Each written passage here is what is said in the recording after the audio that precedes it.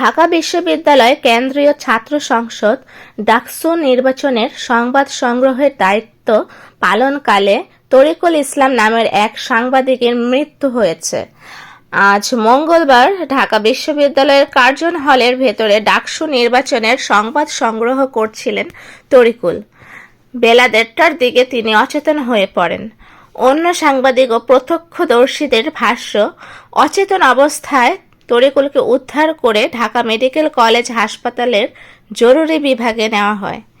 পরীক্ষা নিরীক্ষা শেষে তাকে মৃত ঘোষণা করেন চিকিৎসক। ঢাকা মেডিকেল কলেজ হাসপাতাল পুলিশ ক্যাম্পের ইনচার্জ পরিদর্শক মোহাম্মদ ফারুক বলেন, তরিকুলের মরদেহ হাসপাতালের জরুরি বিভাগের মর্গে রাখা হয়েছে। বিষয়টি সংশ্লিষ্ট থানাকে জানানো হয়েছে।